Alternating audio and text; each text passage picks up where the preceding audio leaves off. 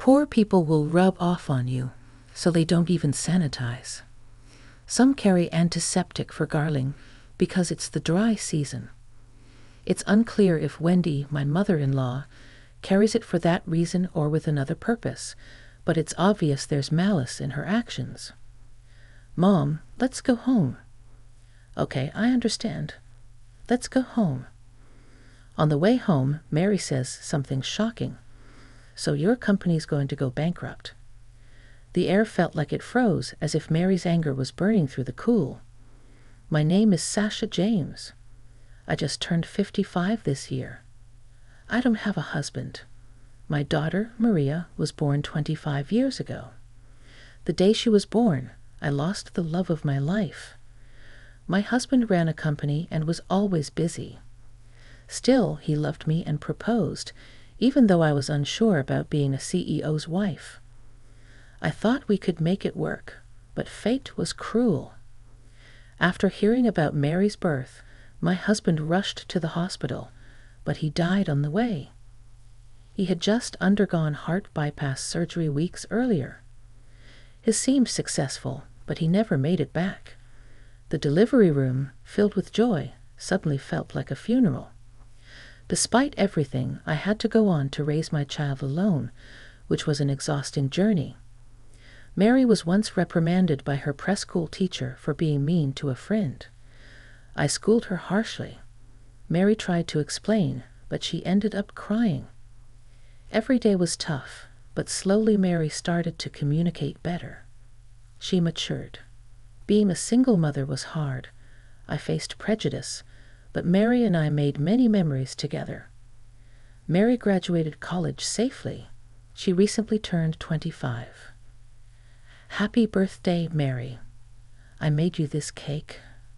Wow, Mom, you made this? It's amazing. Thank you. This might be our last birthday celebration, just the two of us. Next year, we'll celebrate with everyone together. I glanced at the engagement ring on Mary's finger. Mary had returned home the other day, smiling as she showed off the silver ring David had proposed with. Seeing her smile reminded me of my own engagement day. Mary and David have been together since high school, almost 10 years. They faced some tough times, but they're now close to reaching their goal. As I stared at the candle on the cake, I muttered to myself, it'll be lonely when she leaves. After 25 years, tears unexpectedly rolled down my cheeks. Mom, thank you for everything. Even after I get married, I'll always be your daughter. I couldn't send my husband off with a smile, but I want to send Mary off with joy. After some time, David came to our house. He formally asked for Mary's hand in marriage. Sasha, thank you for watching over us for 10 years. I promise to make Mary happy. Please let me marry her. Oh, what should I do, Mom? Stop teasing us. We all laughed. Despite the earlier sadness about Mary leaving, seeing them together, I knew her happiness lay with David. David often visited us. We even went on trips together. His formal requests felt almost unnecessary. I trust David with Mary. I'm sure my late husband would approve. Mary has always been bad at expressing her feelings. Please don't shut her down when she's wrong. Talk things through calmly first, but if it's something like cheating, bring her to me right away. Mom laughter echoed again. I realized then that Mary's happiness was with David. Standing by his side, David, a responsible man, wanted to do things properly. Even though he's already close to her family, if Mary is with David, even my late husband wouldn't complain. Mary has always struggled with expressing her emotions. Please be patient with her, David. I know things may be hard at times, but talk things through before deciding on anything big. Oh, Mom. Laughter echoed again. I realized how deeply David cared for Mary. Despite everything, Mary's future happiness with David was all that mattered. David's mother, Wendy, was running her own company, which kept postponing the family meeting. Mom, it's just hard to find a time for her since she's the CEO. Oh, I understand. After several cancellations, Wendy finally set a date for the family meeting next month. Last Saturday is open, so let's make sure it happens. Don't cancel on us again. It's a time we managed to open up. Her tone was sharp. It left me uneasy. On the day of the meeting, I dressed up in formal clothes, thinking Wendy might make remarks about casual attire. Mom, there's no need to dress so formally for this. I just have a feeling Wendy would criticize me for anything less. We arrived at the restaurant early, waiting for David and Wendy. When they arrived, I was struck by Wendy's aura, polished and intimidating. I'm Wendy, David's mother. Nice to meet you. Wendy's demeanor was sharp, her movements graceful, but her gaze cut like a knife. She sighed slightly and led the way inside without another word. Sorry about my mom. She's always been like that. Even I've always found her difficult. It's okay, David. I always thought she seemed like someone from a different world, like nobility. David's face clouded for a moment when I mentioned nobility. Mom's already inside. Let's go.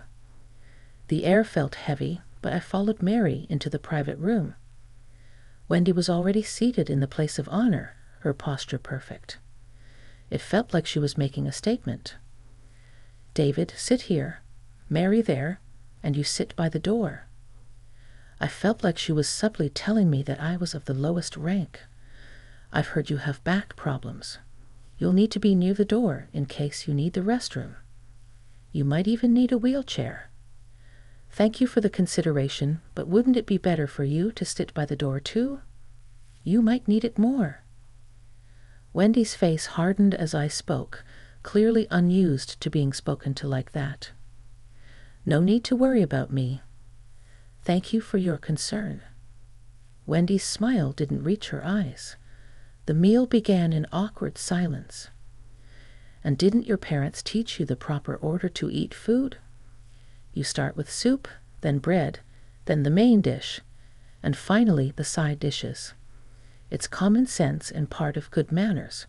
Wendy smugly explained this strange etiquette. The reason we start with soup is to stimulate digestion. David smiled awkwardly. He was probably raised with this strict instruction, but that's not how I raised Mary. I didn't teach her such nitpicky rules, just the basics. Don't walk around during meals. Don't chew loudly. Wendy's detailed etiquette was more suited for formal occasions, not everyday life. Mary had reached for the main dish first, which seemed to upset Wendy. What Wendy is saying is correct, but isn't the heart of manners about consideration for others? Shouldn't good manners be about respecting the other person? Criticizing others for lacking manners is, in itself, poor manners. Wendy's face flushed with anger, and she quietly fumed. Talking to someone so uncultured is exhausting. David, you should reconsider this marriage. Mary's mother is too crude for our family. Or Mary, maybe you should cut ties with this woman and learn proper manners to be our daughter-in-law. Wendy rambled, saying whatever she pleased, ignoring David's pleas for her to stop. Please don't speak that way about my mom. You may be David's mother, but I can't allow you to insult her. Suddenly, Wendy pulled something from her bag and dumped a liquid over my head. Said poor people rub off on you, so you need to be sanitized. The smell of alcohol stung my nose. I couldn't tell if she always carried this for such moments, but it was filled with malice. Mom, let's go. Yes, let's go home. Davis stood frozen in shock at his mother's actions. Mary took my hand and glared at Wendy, but Wendy just smirked. I'm sorry. David, don't apologize. We are from a higher class than these two. Soon your company will go bankrupt. Wendy stared in disbelief as the coldness of Mary's words filled the room. What are you talking about? Mary didn't say anything more. She wiped the liquid from my clothes and walked out. We never returned to face Wendy again. Days later, Davis showed up at our house looking pale and exhausted. I should have apologized sooner, but I've been trying to convince my mother. She refuses to admit she's wrong, so I came to apologize on my own. His voice was thin and weak, showing how much stress he was under. Though David wasn't my son, he felt like family. After 10 years, it hurt to see him struggling so much. Come inside, David. Let's have some tea. You've been through a lot. Are you okay? Though it wasn't my place to ask, I sensed he had a lot on his mind. To be honest, I've always hated my mom. She's always demanded that I repay her for raising me and has pressured me with her expectations. I could imagine the situation all too well. I've always been told I was the heir and had to follow the family's expectations. I rebelled once during high school when she wanted me to attend a prestigious private school. Instead, I chose to attend a public school with the baseball team, where I met Mary. Mary was the team manager, and I fell in love with her. No matter what my mother says, I want to marry Mary. Please let me marry her. David trembled as he knelt on the floor. David, look up. It's not about me. It's about you and Mary. I've seen how much you care for her over these 10 years. I trust you with her happiness. Davis slowly lifted his head, tears streaming down his face. He must have been terrified that his mother's actions would ruin everything, but his tears showed how deeply he cared for Mary. David, if you truly want to make Mary happy, you need to break free from your past. I understand. It's about my mother, right? I nodded silently. I'm tired of living in fear of her. My father, who's still in the hospital, was the only one who ever understood me. He said that my mother could never understand what I was going through. For my father's sake, I've made up my mind. I'll support you and Mary, but it's up to you to take the next step. I understand. I'll do it. The time finally came. Wendy arrived at the restaurant looking displeased. What is this cheap place? We were at a family restaurant, which Wendy had probably never been to. She looked confused as she scanned the restaurant. These are the papers for the adoption. Adoption. Yes, David is officially joining our family. This is outrageous. He's my only son. How dare you try to take him from me? Wendy stood up in anger, slamming the table. This marriage is a joke. Mary isn't worthy of David. We are of a different class. We help people like you, not the other way around. Wendy ranted on, but I remained calm. Why are you so obsessed with social status? I work with many wealthy clients, but those truly born into wealth don't act like you. Only those who recently gained wealth are as insecure as you. Wendy began to tremble. Don't compare me to those people. I was born into wealth. Your actions say otherwise. What are you so afraid of? Wendy froze at the word afraid. David told me you were always told you weren't good enough because you were a girl. So what? I was born a girl in a family where only men mattered. I had to marry a man older than me just to maintain my family status. The truth was finally coming out. Wendy's bitterness was on full display. That's why you're obsessed with David being the heir. But if David marries Mary, your family's perfect lineage will be mixed with a commoner. Shut up. You don't know anything. Enough. Wendy turned pale as David's father, Brian, entered the room in a wheelchair. This is what your father wanted, Wendy. Wendy's face turned pale as she saw David pushing his father in a wheelchair. Though still recovering, he had received special permission to leave the hospital for a short while. He had been listening to everything Wendy said about him.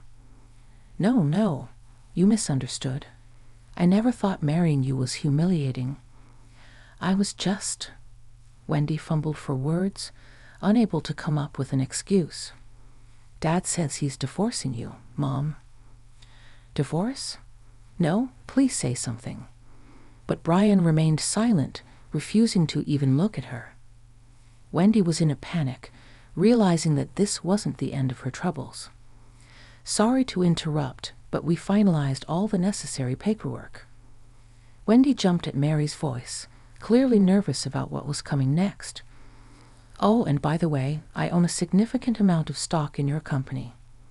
What? That's impossible. It's true, I've held a substantial amount of shares in your company for quite some time. Wendy's expression changed from confusion to realization as she connected the dots. Wait, were you that anonymous investor? That's right. But how could a poor family like yours invest that much? Wendy was clearly in disbelief, her mind struggling to process the truth. I've been running my late husband's company ever since he passed away, and Mary has helped manage it. We decided to sell all the shares we hold in your company. Wendy's face paled even further. No, please don't do that. If you sell now, the company will collapse under its debt, and after you're out of the picture, I'll buy back the shares. You've been embezzling money from the company, haven't you, Mom? No, that's not true. I was just borrowing a little. I plan to pay it back. Even if the company belongs to you, you can't just use this money for personal reasons.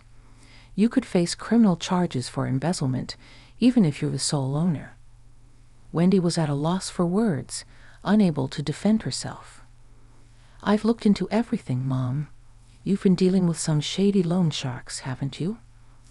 I didn't have a choice. I'll pay them back. Just don't sell the shares. It's too late for that. Wendy was desperate, pleading for mercy, but David remained firm. From now on, you're no longer the head of the company. Please don't do this. I'll lose everything. Wendy's world was crumbling, and she knew it. Without the company, she would have no status, no wealth, and no influence. Please, David, don't abandon me. It's too late, Mom. You've always seen me as a tool, not as your son. No, that's not true. I love you, David. If that's true, tell me what my favorite food is. Wendy fell silent, unable to answer. See? You don't even know. I'm just a tool to you now. You'll have to fend for yourself. After David cut ties with her, Wendy's life spiraled out of control. She was shunned by her parents and left to deal with the consequences of her actions. David took over the company and quickly removed Wendy from her post, appointing a new CEO. Wendy was sued for embezzlement and faced both criminal and civil charges. In the end, she fled town to escape her debts and legal troubles.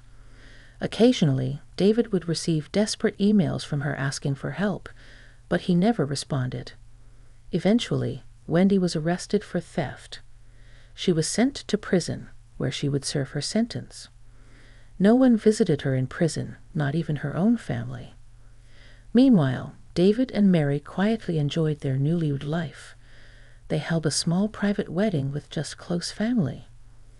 One day, Mary invited me to a baseball game, just like old times. On the way home, Mary handed me a black and white photo. Mom, you're going to be a grandmother. I haven't told David yet. I wanted to tell you first. Tears filled my eyes as I looked at the picture. I'm so happy. We could go to the game together, just the two of us. Next time, let's go with the whole family. I nodded, tears streaming down my face. From a distance, I watched my daughter, her husband, and my newborn grandchild. What seemed like an ordinary day was, for us, a moment filled with joy and meaning.